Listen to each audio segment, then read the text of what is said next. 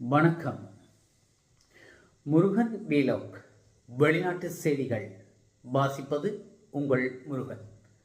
முதலில் தலைப்புச் செய்திகள். கோவாவில் இரவு விடுதியில் பயங்கர தீ விபத்து.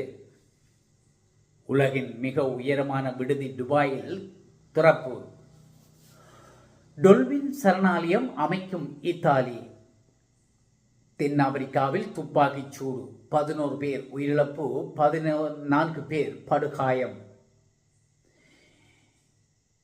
நோபல் பரிசுக்கு ஏங்கிய ட்ரம்பிற்கு அமைதிக்கான பரிசு. எலான் மஸ்க் நிறுவனத்துக்கு 100 மில்லியன் யூரோ அபராதம். நிறைவு பெற்றது தலைப்புச் செய்திகள். தொடர்பான விரிவான செய்திகள். இந்தியாவின் பிரபலமான சுற்றுலா தலமான கோவாவின் வடக்கு பகுதியில் அமைந்துள்ள ஆர்கோரா பகுதியில் அமைந்துள்ள பிரிஷெப் ரோமியோ லேன் என்ற இரவு விடுதியில் நேற்று பயங்கர தீ விபத்து சம்பவம் ஒன்று இடம்பெற்றுள்ளது. இந்த சம்பவத்தில் வெளிநாட்டு சுற்றுலா பயணிகள் உட்பட 25 பேர் வரை உயிரிழந்துள்ளனர். அத்துடன் 50க்கும் மேற்பட்டோர் படுகாயமடைந்துள்ளனர். காயமடைந்தவர்கள் அனைவரும் கோவா மருத்துவமனை கல்லூரியில் சிகிச்சை பெற்று வருவதை அதிகாரிகள் உறுதிப்படுத்தியுள்ளனர். சம்பவம் தொடர்பான முதல்கட்ட தகவலின்படி பாதிக்கப்பட்டவர்களில் பலர் புகை மூட்டத்தால் ஏற்பட்ட மூச்சு திணறலில் பலியாகியுள்ளனர். நள்ளிரவு 1 மணியளவில் நடந்த இந்த சம்பவத்துக்கு எரிவாயு சிலிண்டர் வெடிப்பே காரணம் என போலீசாரால் சந்தேகிக்கப்பட்டது. ஆனால் அந்த சந்தேகங்கள் பின்னர் தள்ளுபடி செய்யப்பட்டு விபத்துக்கான உண்மையான காரணத்தை போலீசார் தீவிரமாக ஆராய்ந்து வருகின்றனர். தீ விபத்துக்குள்ளான இரவு விடுதி கட்டாய தீயணைப்பு பாதுகாப்பு விதிமுறைகளை மீறி இருக்கலாம் என்று கூறப்படுகிறது. இதனைத் தொடர்ந்து இரவு விடுதி சீல் வைக்கப்பட்டு தற்போது அதன் உரிமையாளர் மற்றும் நிர்வாகத்திடம் போலீசார் தீவிர விசாரணைகளை நடத்தி வருகின்றனர். இந்த சம்பவத்தில் உயிரிழந்தவர்களில் 4 சுற்றுலா பயணிகள் மற்றும் 14 விடுதி ஊழியர்கள் என 18 பேர் அடையாளம் காணப்பட்டுள்ளனர். மீதமுள்ள 7 பேரின் அடையாள பணி தீவிரமாக நடைபெற்று வருவதாக அதிகாரிகள் தகவல்களை தெரிவித்துகின்றனர். உலகின் மிக உயரமான விடுதி துபாயில் திறக்கப்பட்டுள்ளது. இந்த விடுதி வானளாவிய உயரத்துக்கு கட்ட திட்டமிடப்படவில்லை என்றும் தற்செயலாக நடந்தது என்றும் தெரிவிக்கப்பட்டுள்ளது. மேற்காசிய நாடான ஐக்கிய அரபு எமிரேட்ஸின் துபாய் நகரில் கடற்கரையோரம் 1237 அடி உயரத்தில் 40,000 சதுரடியில் சீல் டவர் என்ற பெயரில் வானுயர விடுதி ஒன்றை எமோ பிரன்ஸ்டீச் லிமிடெட் என்ற நிறுவனம் திறந்துள்ளது. கண்ணாடி மாளிகை இந்த விடுதியை தி பிளட்ஸ்ட் குரூப் என்ற கட்டுமான நிறுவனம் கட்டி கொடுத்துள்ளது. கண்ணாடி மாளிகையாக ஜொலிக்கும் இந்த விடுதியில் மொத்தம் 82 தளங்கள், 1004 அறைகள் உள்ளன. இந்த விடுதி இவ்வளவு உயரத்தில் கட்ட முதலில் தீர்மானிக்கப்படவில்லை என்றும் வரைபடங்கள் திருத்தப்பட்டு மாற்றியமைக்கப்பட்ட போது இதன் உயரம் எதிர்பாராத விதமாக அதிகரிக்கப்பட்டது என தி பர்ஸ்ட் குரூப்பின் தலைமை செயல் அதிகாரி ராப் பிரன்ஸ் தெரிவித்தார். அவர் மேலும் கூறுகையில், நாங்கள் கண்கவர் கட்டடம் ஒன்றை கட்ட விரும்பினோம். அதற்காக ஒவ்வொரு வசதிகளாக சேர்ந்து கொண்டே சென்றோம். இறுதியில் அது உலகின் மிக உயரமான கட்டடமாக மாறியது. உலகின் மிக உயர விடுதியை கட்ட வேண்டும் என நாங்கள் நிச்சயமாக திட்டமிடவில்லை. இது எதிர்பாராத விதமாக நடந்துள்ளது. விடுதியின் உச்சியில் உள்ள ஸ்கை லவுன்ஸ் எனப்படும் ஓய்விடம் மற்றும் பிற உயரமான தளங்களிலிருந்து துபாய் கடற்கரை, பாம் ஜூமேரா மற்றும் வளைகுடாவின் 360 டிகிரி முழுமையான காட்சியை பார்க்க முடியும். மேலும் 76வது தளத்தில் காற்றை செலுத்தும் வெற்றிடத்துக்குள் அமைக்கப்பட்டுள்ள நீச்சல் குளத்தில் உள்ள தண்ணீர் வானத்தில் மறைவது போல் இருக்கும்.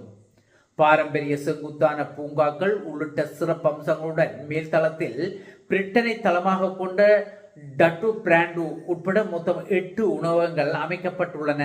இந்த விடுதி பிரமாண்ட கட்டடங்களை விரும்பும் துபாயின் பாரம்பரியத்துக்கு ஏற்ப கட்டப்பட்டுள்ளது. இத்தாலியில் டொல்பின் சரணாலயம் அமைக்கப்பட்டுள்ளது. கடலில் வாழும் டொல்பின்கள் மனிதனின் சிறந்த நண்பனாக அறியப்படுகிறது.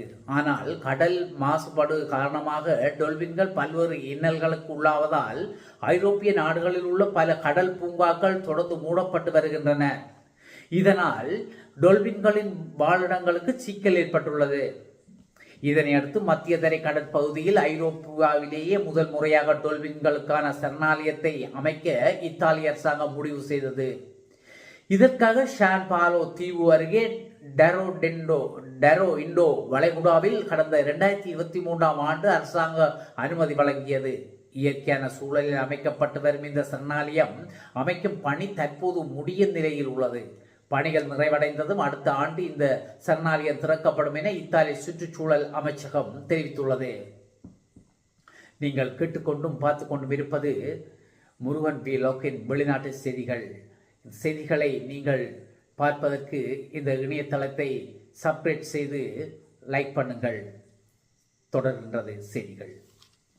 தென் ஆப்பிரிக்காவின் தலைநகரில் பிரிட்டோரியாவில் உள்ள சால்ஸ்வில் விடுதியில் நேற்று முன்தினம் அதிகாலை துப்பாக்கிச் சூடு நடைபெற்றுள்ளது. அடையாளம் தெரியாத 3 பேர் கொண்ட கும்பல் துப்பாக்கியுடன் விடுதிக்குள் நுழைந்து அங்கு இருந்தவர்களை நோக்கி சரமாரியாக துப்பாக்கிச் சூடு நடத்தினர். இந்த தாக்குதலில் 3 குழந்தைகள் உட்பட 11 பேர் உயிரிழந்துள்ளனர். மேலும் 14 பேர் கடுமையாக காயமடைந்து மருத்துவமனையில் அனுமதிக்கப்பட்டுள்ளனர். சம்பவம் குறித்து தென்னாப்பிரிக்க போலீஸ் சேவை தெரிவித்ததாவது, மொத்தம் 25 பேர் துப்பாக்கிச் சூட்டில் சிக்கினர். 10 பேர் சம்பவ இடத்திலேயே உயிரிழந்தனர். ஒருவர் மருத்துவமனையில் உயிரிழந்தார். 3 துப்பாக்கிகள்தாரர்களை கண்டுபிடிக்க விசாரணைகள் தீவிரமாக நடைபெறுகிறது என அதிகாரப்பூர்வ அறிக்கையில் கூறப்பட்டுள்ளது. இந்த சம்பவம் சட்டவிரோதமானதும் மதுபானம் விற்கப்படும் பார் அருகே நடந்ததாக போலீஸ் உறுதிப்படுத்தியுள்ளது. அதிகாலை 4:15 மணியளவில் நடந்த தாக்குதலுக்கான தகவல் போலீசாருக்கு 6 மணிக்கு மட்டுமே கிடைத்ததாகவும் கூறப்படுகிறது. தென்னாப்பிரிக்கா உலகின் மிக அதிக கொலை விகிதம் கொண்ட நாடுகளில் ஒன்றாகும். சமீப காலங்களில் தொடர்ச்சியாக நடைபெறும் வெகுஜன துப்பாக்கிச் சூடு சம்பவங்கள் அந்நாட்டின் பாதுகாப்பு நிலைமை குறித்து பெரும் கவலையை ஏற்படுத்தியுள்ளது. அமெரிக்க ஜனாதிபதி ட்ரம்ப் இந்தியா பாகிஸ்தான் போர் உட்பட 8 போர்களை நிறுத்தியதாக தொடர்ந்து கூறி வருகிறார். இதற்காக தனக்கு அமைதிக்கான நோபல் பரிசு வழங்கப்பட வேண்டும் என்று தெரிவித்திருந்தார். மேலும் இந்த ஆண்டுக்கான அமைதிக்கான நோபல் பரிசு தனக்கு கிடைக்கும் என்று ட்ரம்ப் எதிர்பார்த்தார். ஆனால் அமைதிக்கான நோபல் பரிசு வெனிசுலாவின் எதிர்க்கட்சி தலைவர் மரியாவுக்கு வழங்கப்பட்டது. இந்த நிலையில் ட்ரம்புக்கு சர்வதேச கால்பந்து சம்மேளனம் பிபா அமைதிக்கான பரிசை வழங்கியுள்ளது. மக்களை ஒன்றிணைத்து எதிர்கால சந்ததியினருக்கு நம்பிக்கையை கொண்டு வரும் தனிநபர்களை அங்கீகரிப்பதற்காக உருவாக்கப்பட்ட விருதாகும். இந்த விருதை ட்ரம்புக்கு சர்வதேச கால்பந்து சம்மேளன தலைவர் கியானி இன்ஃபான்டினோ வழங்கினார். அப்போது ட்ரம்புக்கு தங்கப்பதக்கம் அணிவிக்கப்பட்டது, தங்க கோப்பையும் வழங்கப்பட்டது. இது தொடர்பாக இன்ஃபான்டினோ கூறும்போது, மக்கள் மீது அக்கறை கொண்ட தலைவர் ட்ரம்ப் உலகம் முழுவதும் அமைதி மற்றும் ஒற்றுமையை மேம்படுத்துவதற்கான நடவடிக்கைகளை மேற்கொள்வதற்காக அவருக்கு இந்த விருது வழங்கப்பட்டுள்ளது. இது உங்கள் அமைதி பரிசு என்றார். தனக்கு அமைதிக்கான பரிசு வழங்கப்பட்டதற்கு ட்ரம்ப் நன்றி தெரிவித்துக் கொண்டார். அப்போது அவர் கூறும்போது, இது உண்மையிலேயே என் வாழ்க்கையில் மிகப்பெரிய மரியாதைகளில் ஒன்றாகும். நான் பதவி ஏற்பதற்கு முன்பு அமெரிக்கா அதிகமாக சிறப்பாக செயற்படவில்லை, ஆனால் தற்போது சிறப்பாக முன்னேறி வருகிறது என்றார். ஐரோப்பிய ஒழுங்குமுறை ஆணையகம் கடந்த 2 ஆண்டுகளுக்கு முன்பு சமூக வலைத்தளங்கள் உள்ளிட்ட தகவல் தொடர்பு நிறுவனங்களுக்கு புதிய சட்ட விதிமுறைகளை அறிமுகம் செய்தது. அதில் வெளிப்படைத்தன்மை மற்றும் பாதுகாப்பு தொடர்பான பல்வேறு சட்ட விதிகள் பின்பற்ற உத்தரவிடப்பட்டது. அப்போதிலிருந்தே உலகின் முன்னணி தொழில் அதிபரான எலான் மஸ்கின் எக்ஸ் வலைத்தளம் அந்த புதிய விதிகளுக்கு இணங்கவில்லை என தெரிவித்து ஐரோப்பிய ஆணையத்தினால் விசாரணைகள் மேற்கொள்ளப்பட்டு வருகின்றன. அதன்படி சட்ட விதிகளுக்கு இணங்க மறுத்த எலான் மஸ்கின் எக்ஸ் வலைத்தளம் மீது சட்ட நடவடிக்கை எடுக்கப்பட்டுள்ளது. இதனால் குறித்த நிறுவனத்துக்கு 120 மில்லியன் யூரோ அபராதம் விதிக்கப்பட்டுள்ளதாக சர்வதேச ஊடகங்கள் செய்தி வெளியிட்டுள்ளன.